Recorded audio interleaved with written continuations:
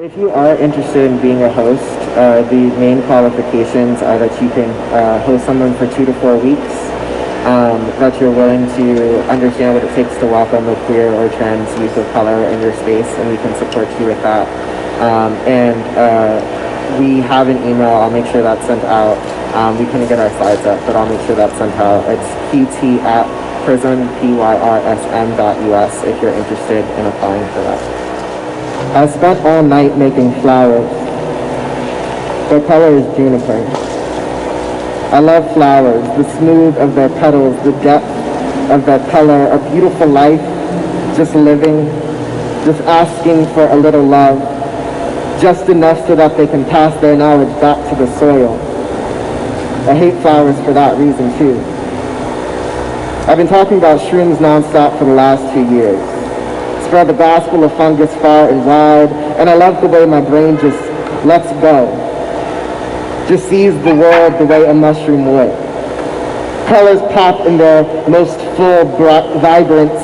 Trees and grass and all the green things breathe, and you can see their breath moving in the air. It makes you laugh. Time circles itself. That's what they do, you know.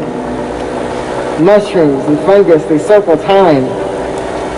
They recycle death into new life and new nutrients.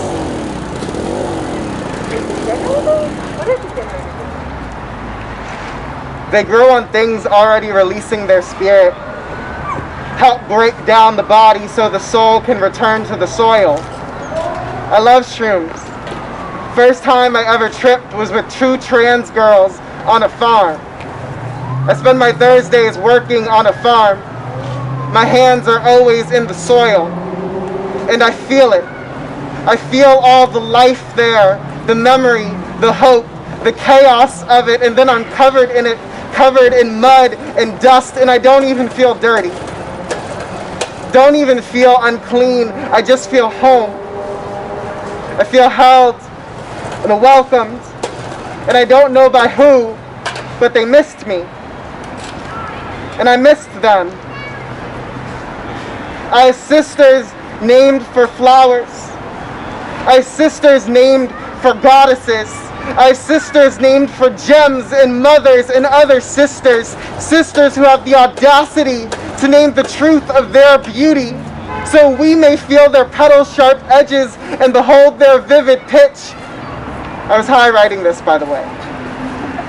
Just seemed important to let y'all know how heavy my breath was. Smoke and memories have this haziness to them that puts everything into perspective. The heat of them, the weight of them, the way you can't just grab them. You just watch them float in space, some reminder of something that's already happened, untouchable, and the ash. The ash is good for the soil. Even after all that fire and all those burns, still good for the soil. My sisters are not flowers, but if they were, you'd never see a field more pretty. There'd be mushrooms and movement and melody all around, laughing smoke and open-armed petals, memories that you can hold as long as you want to, time recycling itself over and over with spirit and joy, and it'd be big enough. The field, it'd be vast and vibrant, and you never need to add another flower to it again. You never need to plant a single one more in the soil. It'd be big enough already. My sisters are not flowers. My siblings, my brothers, my kids are not flowers, but the way they bloom.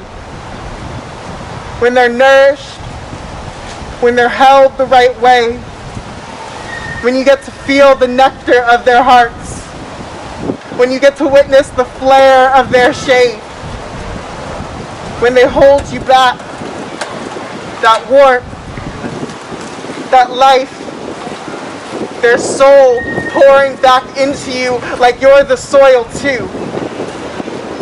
like we could live here forever on the land alone, and she would never ask us to be anything more than we are.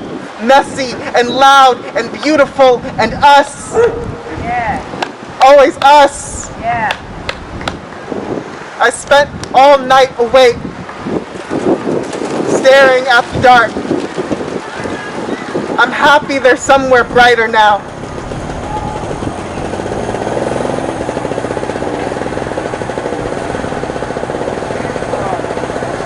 Thank y'all. Wow, okay, that's so fun.